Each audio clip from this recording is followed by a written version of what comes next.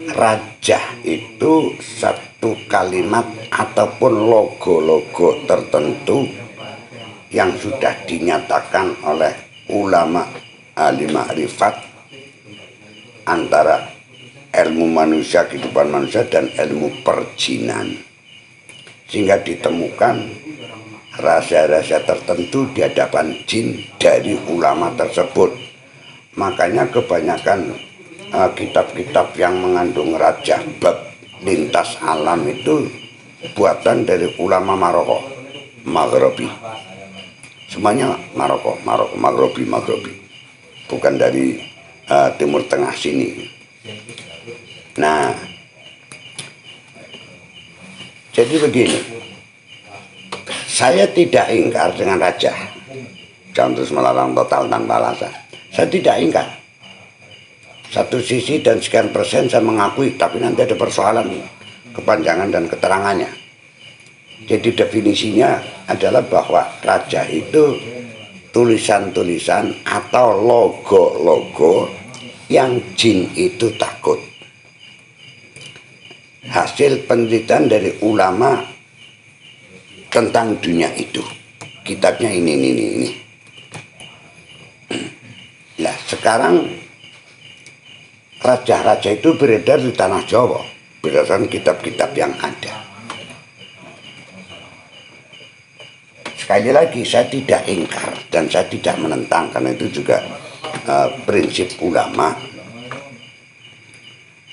yang kaitannya dengan ulama tauhid sebenarnya dan tasawuf, bukan ulama fikih. Ulama tauhid dan tasawuf menjudulkan istilah raja. Raja itu satu tulisan atau logo-logo tertentu yang sudah dites dan dicek atas kebenarannya oleh musonab itu, bahwa tulisan itu, logo-logo itu ditakuti oleh jin. Nah, ini harus waspada, sareng nerangkan bongan di benturan karo kiai kok. Nah, pertanyaan saya atas keterangan saya itu saya tentang oleh pernyataan saya sendiri. Sing gawe rajah kuwi wis wani karo jin apa durung? Nah, ini. Dan apa mungkin karya tulisnya orang itu tadi tentang rajah dan logo-logo itu ditakuti oleh jin yang dimaksud, sedangkan sehingga rajah saja kalau jin bewedi sangat logika. Pada mawon ngeten mau rajah si mau tulisan nang gerdu, Mas bajingan jangan digaduh, pergilah, tanda tangan bakul gembus apa bakul apa. Tersinggung dia dan ngamuk. Tapi Mas bajingan jangan digaduh, tanda tangan kepala desa. Beda. Ya kembali lagi, kayak mau sing romongaken Quran itu hebat, tapi cocote sapa sing moni gitu. Raja sebenarnya itu hebat, tapi sing gawe raja ke sapa? Karena hanya pengutipan dari kita.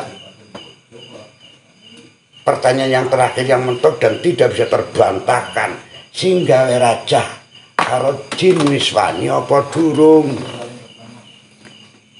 Ternyata sing gawe raja karo jin juga esi wedi. Apa mungkin karya tulisnya orang tersebut yang bentuknya raja ditakuti oleh jin? Tanda tanya pentung telu kapruk nabadukmu. Sekali lagi saya tidak ingkar tentang sirul asrornya raja, memang itu dari ulama, tapi saya patahkan, saya bantah dengan itu.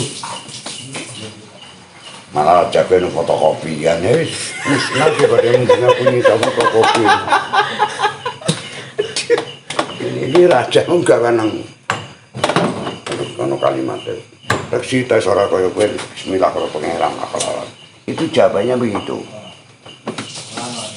Dan kalau memang dia orang yang akalnya cerdas, oh iya betul.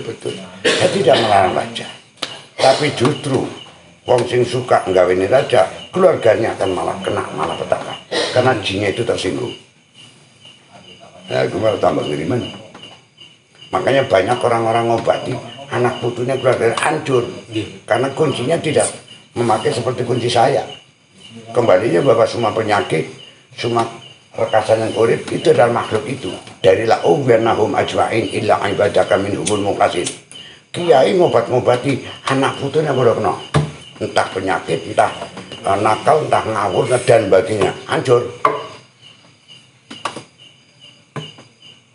Ya alhamdulillah, memang kuncinya saya itu sebelum saya ngurusi jin yang masuk ke tubuh manusia, tempat-tempat jin saya rampungin dulu dari Anyar sampai Panarukan, dari Merak sampai Belambangan.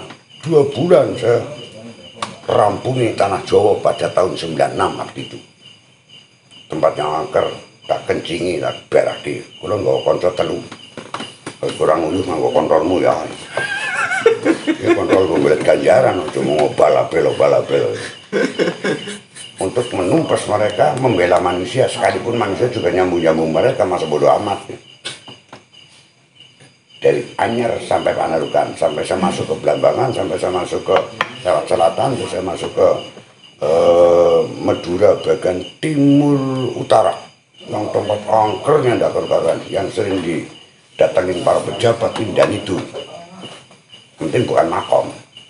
Terus saya pulangnya lewat Surabaya, Gresik, Lamongan, Babakan, sampai betul Rembang. Di daerah sini Nusa Kambangan saya masuk di tempat-tempat angker sekencingi, yaitu kuncinya wa qala rabbuka lil malaikati inni ja'ilun fil ardi khalifah. Ayat itu adalah biografinya Adam. Sing mau kula sampaikan bahwa aku ki turunan Khalifatullah fil ard tentu Adam. Lha kowe kuwi gedhi bale mbahku. Kemblindi karo kurang ajar. Iki lho putu Adam, walaupun kadang laku kadang karo mbajing bareng karo kowe. Dalam sifat anaknya minggat orang hanya itu kok. Itu jawaban raja begitu. Jadi kalimat yang penting tadi, saya tidak ingkar, tapi pahamilah kitab itu dibuat tahun berapa, situasinya di mana, masyarakat lingkungannya bagaimana. Ya sama saja antara Ibnu Taimiyah dengan Ibnu Qayyim kok. Ibnu Taimiyah tauhidnya kuat karena situasinya memang waktu itu kemusyrikan lagi menonjol. Begitu Santil Tania, suasana zaman udah beda, maka dia lunak. Nah kalau melihat dari perjalanan zaman begitu, kita pun kembali ke perajaan. Ya saat itu mungkin zamannya beda dan sebagainya, dan di situ banyak ulama-ulama yang ditakuti sama jin-jin juga tahu lintas alam sehingga mengeluarkan satu pernyataan, keterangan dan bentuk raja dan sebagainya. Monggo saya tidak ingkar, tapi zaman sekarang terus wilayah kita sangat terlalu berbeda dengan wilayah terciptanya, terkarangnya kita tersebut. Maka jawaban yang terakhir, sing gawe raja kowe wis wani karo jin apa dulu? Nek sing gawe raja karo jin juga masih takut, apa mungkin raja yang dia buat itu akan ditakut oleh jin? Ya malah dikampleng sing gawe. Saya lebih suka hal-hal kayak gitu pakai bacaan, pakai doa, baik maksur atau ghair maksur, itu lebih netral, tidak mengkaitkan hal-hal lain yang bentuknya kebendaan.